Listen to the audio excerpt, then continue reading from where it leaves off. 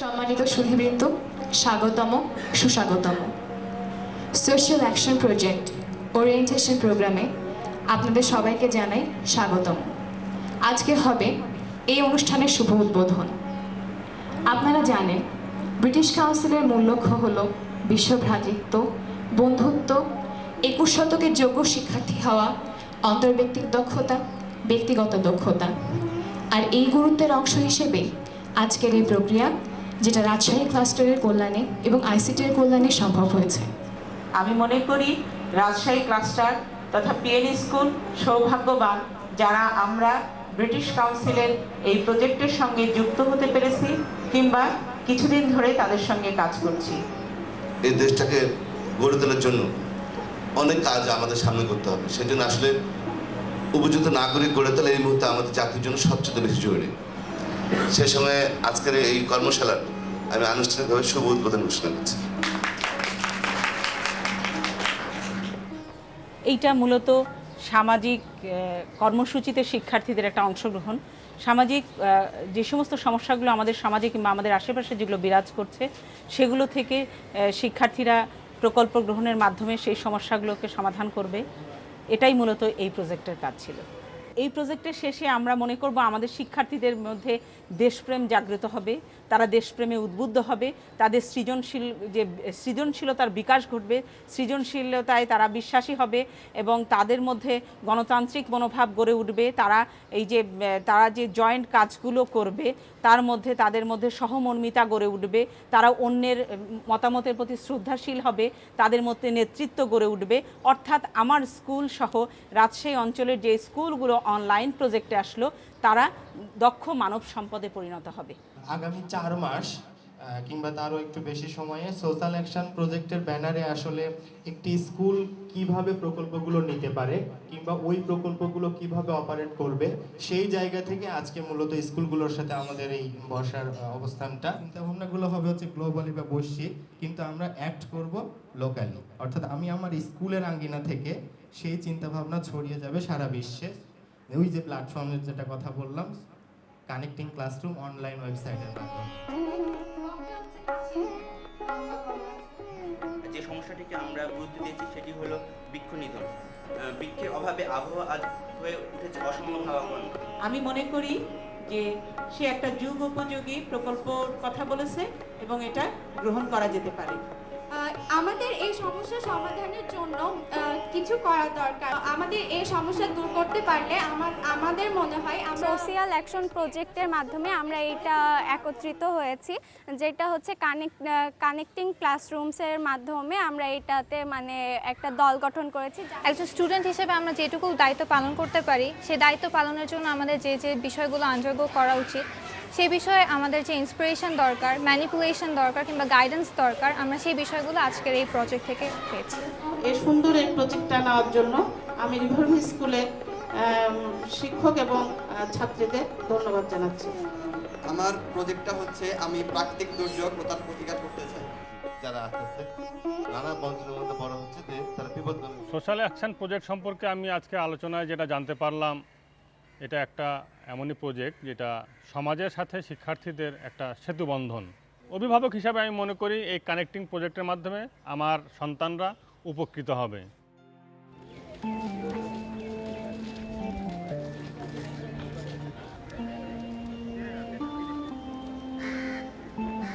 তোমরা তো জানো যে আমি Shrabani, MIMO, Shariful Islam sir PN স্কুলে একটা ওরিয়েন্টেশন ক্লাসে গিয়েছিলাম। সোশ্যাল অ্যাকশন প্রজেক্টের ব্রিটিশ কাউন্সিল এবং বার্ষিকের সহযোগিতায় একটা প্রকল্প হাতে নেওয়ার বিষয়ে আমরা জেনে আসলাম ওখান থেকে। ম্যাডাম, আমার মনে হয় যে এই বিষয়ে আমরা প্রথমত স্থানীয় কমিটির সাথে আলোচনা করতে পারি। তো আমাদের মনে হয় আমাদেরও ওরকম কমিউনিটিতে যে প্রধান সমস্যা চিহ্নিত করে ওটা করাই ভালো। তাহলে ম্যাডাম আমরা এই বিষয়ে আমাদের পার্শ্ববর্তী শ্রীরামপুর মহল্লার কমিউনিটির সঙ্গে যোগাযোগ করলে কেমন হয়? আমরা ক্লাস আওয়ার শেষে আমরা এখানে শ্রীরামপুরে যাব, যে শুরুতে আমাদের একজন পরিচিত ভাই আছে ইসরাইল ভাইয়ের বাসায় যাব। তাহলে ম্যাডাম 16 তারিখে গেলে কেমন হয়? তোমাদের কোনো সমস্যা হবে না? তোমরা সবাই যেতে পারবা তো? 16 তারিখে কখন যেতে চাচ্ছ? স্কুল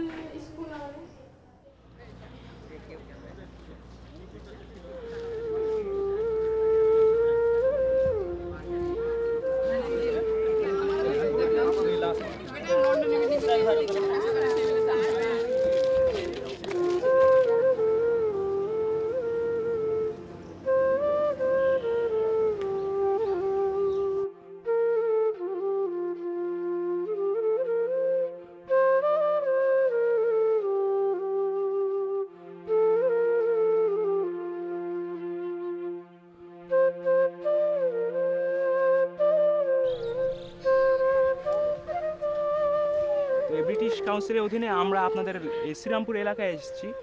এই আমাদের দেশে তো অনেক সমস্যা এবং শ্রীরামপুরেও কিন্তু অনেক সমস্যা, আপনারা তো জানেনই। তো আপনারা আমাদেরকে সেই সমস্যাগুলোর মধ্যে আর কি কিছু সমস্যা দেখিয়ে দিবেন। আমাদের প্রধান সমস্যার মধ্যে পানিটাও একটি বড় ধরনের সমস্যা।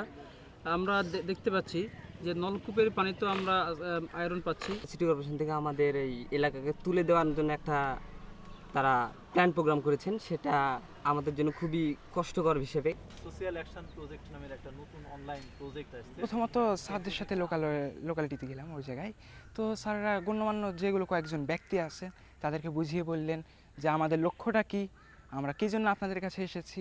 আপনারা যদি আমাদেরকে দয়া করে বলতেন যে আমরা কোন সমস্যাটা সমাধান ভালোভাবে করতে পারবো, আপনারা যদি আমাদেরকে সেই সাজেশনটা দিতেন বা ভালোভাবে বলতেন, তাহলে হয়তো বা আমাদের উপকার হতো। আমাদের এলাকায় যে একটা অশিক্ষিত যারা মানে অবস্থায় আছে, তারা কিছুটা শিক্ষা অর্জন করুক, নাহলে তারা নামটা সই করা শিখুক। আমরা যথেষ্ট পরিমাণে আপনাদেরকে সহযোগিতা করব। তাহলে এখানে এই শ্রীরামপুর গ্রামে গণশিক্ষার ব্যাপারটাই সিদ্ধান্ত নেওয়া হয়েছে। তাহলে কি আপনারা সবাই একমত? হ্যাঁ, সবাই একমত। তাহলে সবাই স্কুলে যাবেন? ঠিক আছে, আপনারা যখন সবাই একমত হলেন তাহলে আমরা বলতে পারি যে আপনাদের গণশিক্ষা কার্যক্রমে আমরা অংশগ্রহণ করব। প্রথমে আমরা চিহ্নিত করি যে সমস্যাটা কি আমরা সমাধান করব। অনেকগুলো সমস্যার মধ্যে থেকে আমরা একটা সমস্যা চিহ্নিত করি, যেটা হচ্ছে গণসাক্ষরতা অভিযান। আমরা এইভাবে চিন্তা করে এইসব নিলাম যে নিজের উন্নয়ন হলে সমাজের উন্নয়ন হবে এবং দেশের উন্নয়ন হবে। নিজের উন্নয়ন সম্ভব একমাত্র শিক্ষার মাধ্যমে। আমরা এটাকে অগ্রাধিকার দিয়ে যায়, তারপরে আমরা গণস্বাক্ষরিত অভিযানের দিকে এগিয়ে যাই আর কি। একটা লিস্ট যদি ধরায় দেন তাহলে আমাদের সুবিধা হয়, তাহলে আমাদের বাচ্চারা তাদের বাড়িয়ে বাড়িয়ে যাবে, তাদেরকে বলবে, বোঝাবে।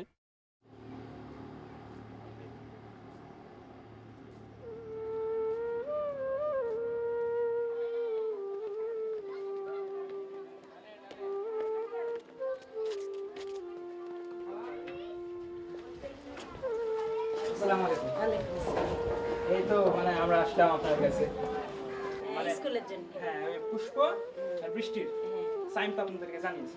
এই যে দুজনের শিক্ষার ব্যাপারে স্কুলে দুজনকে পাঠিয়ে দিবেন। আমরা 3:30টায় ক্লাস শুরু করি, 5টার দিকে শেষ করি, ঠিক আছে? 1.5 ঘন্টা ব্যাপী। আর এই 1.5 ঘন্টায় আমরা মনে করেন যে ওদেরকে নাম লেখাটা শেখাবো, তারপরে দেখা আজকে কি বার, আজকে কত তারিখ, এই ধরনের সামান্য ইয়েগুলো আমরা শেখাবো, ঠিক আছে?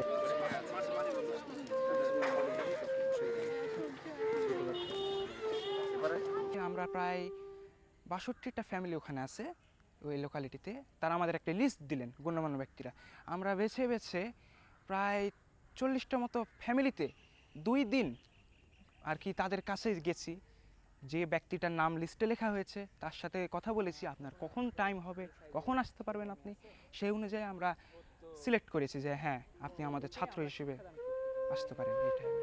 মানে টাকা পয়সার অভাবে যে ছাত্রছাত্রীরা মানে ছোট ছোট বাচ্চারা এরা যেন শিক্ষা থেকে বঞ্চিত না হয়, এই জন্য আমরা শিক্ষাটা তাদের দেওয়ার জন্য মানে প্রাথমিকভাবে শিক্ষাটা দেওয়ার জন্য তারা যেন নিজের নামটা লিখতে পারে, ওই জন্য আমরা এই কাজটা করছি। বিশেষ করে আমাদের এই মহল্লাটা বেশি একটু অশিক্ষিত হার বেশি, কেননা শিক্ষাটা আমাদের দেশের জন্য খুবই জরুরি।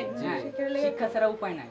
তার মধ্যে আপনার মেয়েকে আমরা একটু পেয়েছি, তো আপনি যদি সম্মতি জানান তাহলে বিনামূল্যে হবে, বিনামূল্যে কোনো পয়সা।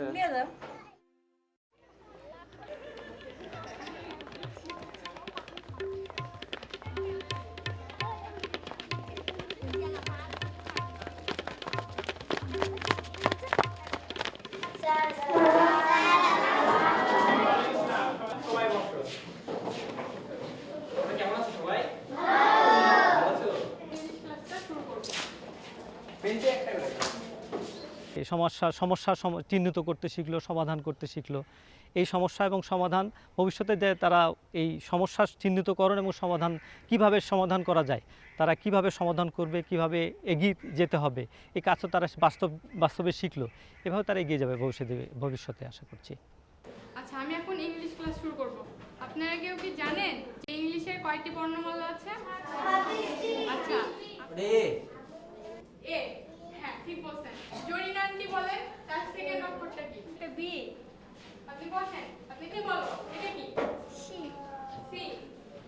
ভাইয়ারা এখান থেকে ডাকে লেগে গেছে। আমরা রিভার স্কুলে পড়ি, আমাদেরকে ভাইয়ারা আমাদের নিজের নাম লেখা শিখাইছে এবং বাংলা লেখা শিখাইছে, আবার ইংরেজি লেখা শিখাইছে, আবার অঙ্ক লেখাও শিখাইছে।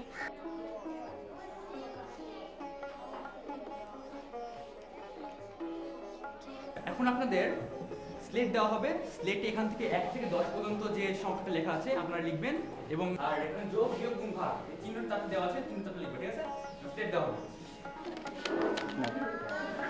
পড়াশোনার পাশাপাশি এই ধরনের কাজে অংশগ্রহণ করাটা আমাদের ভবিষ্যৎ জীবনের জন্য অবশ্যই আর কি একটা জরুরি অভিজ্ঞতার ব্যাপার। এটা হয়তো বা কোনো ক্ষেত্রে ভবিষ্যতে এই অভিজ্ঞতাটা আমার লাইফটা পাল্টে দিতে পারে।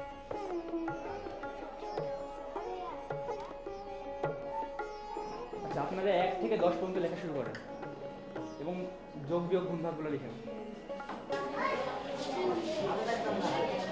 ধরেন যে আমি কিছুই পারতাম না, আমি মনে করেন আসে যে মা বাবার নাম শিখলাম, লেখা শিখলাম, এটাই তো অনেক। যদি কোথাও যায় যদি বলে তোমার নামটাই লেখো, তখন কি করতাম? আমি তো পারতাম না, সে তো নাম লেখাটা তো শিখছি আমি।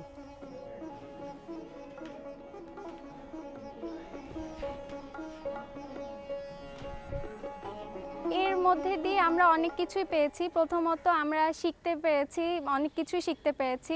তারপর দেশের মানুষের জন্য অনেক কিছু করতে পেরেছি, আমাদের দেশকে শিক্ষিত করে তোলার একটা সুযোগ পেয়েছি। তো এভাবেই আমরা মনে করি যে আমরা উপকৃত হয়েছি।